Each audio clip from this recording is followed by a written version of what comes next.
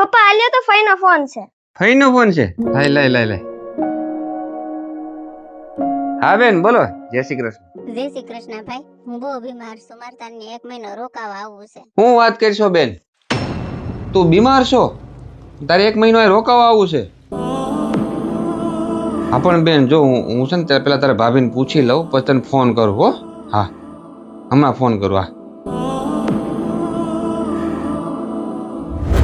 અપુ. હા બોલો ને. કેમ ટેન્શનમાં હોય એવું લાગો છો? શું વાત છે બોલો ને. બેનનો ફોન આવ્યો હતો, એ રોકાવા આવું છે એમ કહે છે. લે બેન આવે છે તો ભલે ના આવે એમાં હું. આ એનું પિયર જ કહેવાય ને, બેન તો પિયરમાં આવે જ ને. પણ મારી વાત તો સાંભળ. આ મહિને બેન છે ને 1 મહિનો રોકાવાનું કહેતી હતી. બેન 1 મહિનો રોકાવા આવે છે તો બહુ મજા આવશે. ક્યારે આવે છે? એનો આગળ ફોન આવ્યો હતો કે ભાઈ મારે રોકાવા આવવું છે 1 મહિનો. મેં કીધું તું ઘડીક ખાઈ, હું તારા ભાભીને પૂછીને પછી ફોન કરું. એમાં મને શું પૂછવાનું હોય? આ ઘર તો બેનનું છે ને, એ તો ગમે ત્યારે આવે જાય.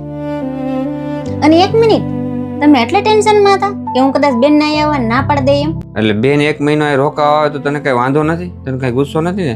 હું કામ ગુસ્સો કરું? અને આ તો એનું પિયર છે અને દીકરીને તો પિયરમાં આવવા જવાનો હક હોય. હું કોણ એને ના પાડવા વાળી? મને એમ કે બેન 1 મહિનો રોકાવા આવશે તો તને નહીં ગમે, તું વળી ગુસ્સે થાય. અરે બેન અહીંયા રોકાવા આવે ને તો મને બહુ ગમે. અમે બે નણંદ ભોજાઈની જેમ નહીં, અમે બે બેનપણીઓની જેમ રહી. કાંઈ નહીં, એ બધું મૂકો, તમે બેનને ફોન તો કરો, એ વાટે હશે. હારું હું બેનને ફોન કરી દઉં છું. તું જેટલી બને ને એટલી વહેલી વી આવ કહી દઉં છું. હા મમ્મી આલ્યો 200 રૂપિયા. તને એલા 200 રૂપિયા કોણે આપ્યા? હું માસીને અને ફઈને ગેટે મૂકવા ગયો તો ને એટલે ફઈએ છે ને મને 200 રૂપિયા આપ્યા. બસ 200 રૂપિયા જ આપતા જીવાયલો.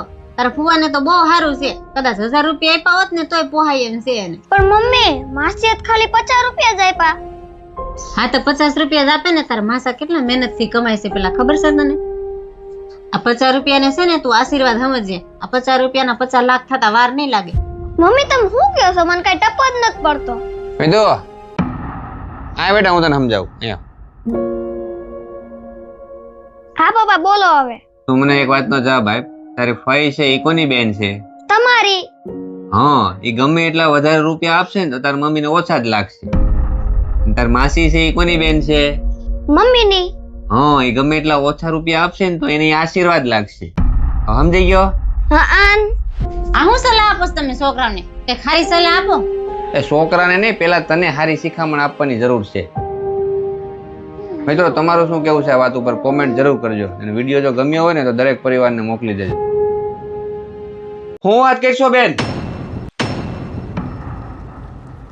હા બેન તું ચિંતા ન કર, બધું સારું થઈ જાય. તું ખાલી હિંમત રાખ, હું હજી બેઠો છું ને. હા. શું થયું? બેનનો ફોન હતો? હા, અને એ થોડીક તકલીફમાં છે. તો એક કામ કરો, સાંજે આપણે એને ઘરે જઈ અને થોડીક વાર એની હારે બેસીશું. ક્યારેક પોતાના સાથે બેસીને વાત કરીએ ને તો અડધી ચિંતા ને તકલીફ તો એમનો જ દૂર થઈ જાય. સાચું કહું, ઘણા લોકો એવું કહેતા હોય છે કે નણંદ ભાભી છે ને ક્યારે હારે નથી રહી શકતા. પણ તારી આ વાત સાંભળીને એના ઉપરથી મને એવું લાગે છે કે મારી બેનને છે ને મારા કરતા તું વધારે સમજે છે. સંબંધો નામથી નહીં પણ લાગણીથી નિભાવવા જોઈએ. જો હું તમારી પત્ની છું ને તો તમારી બેની મારી બેન જ છે. બસ જો મિત્રો આ વિચાર દરેક ઘરમાં આવી જાય ને તો અડધા સંબંધો તો છે ને એમને સુંદર થઈ જાય. તમને આ વાત કેવી લાગી કોમેન્ટ જરૂર કરજો. અને જો ગમી હોય ને તો દરેક પરિવારને મોકલી દેજો. પપ્પા ફઈ આયલા આવે છે. હું વાત કહીશો? તારી ફઈ એટલે કે મારી બેન આવે છે? એમાં એટલું બધું કઈ હરખાવાની જરૂર નથી. નક્કી કંઈક માગવા જ આવતા હશે. કોઈ દી કામ વગર એમનું આવ્યા જઈ આવે તો કંઈક ને કંઈક લઈને જ જાય. તમે એક કામ કરો, જાઓ ફટાફટ રૂમમાં જઈને હતાઈ જાઓ. અરે આ તું હું બોલ્યો તને ખબર પડે છે? તું કેવી વાત કરીશો? મારી બેન મને મળવા આવે છે, હું ઘેરે છું એટલે હું રૂમમાં હતાઈ જાઉં. એ કંઈક માગશે એટલે તમે કઈ ના પાડી શકશો નહીં. અને હું એને ઓળખું છું, એ લીધા વગર જાહે નહીં. પણ મમ્મી તમને કેમ ખબર કે ફઈ કઈક માગવા જ આવતા હશે? એ તો બીજા કામ હાટુય આવતા હોય તો. એ બધી હજી તને કઈ ખબર ન પડે. હજી તું નાનો છો. તું મોટો થાય ને એટલે તને ખબર પડી જાય કે આ બધા હું કામ આવતા હોય. એ તો પણ હાવ બધી હદું વટાઈ દીધી છે. છોકરાઓ અરે હું વાત કરાય ને કેવી વાત કરાય તને ખબર પડે છે પેલા? એ હવે તમે ખોટી રેડું નાખવાનું બંધ કરો ને આમ જાવ તો ઝડપથી હંતાઈ જાવ.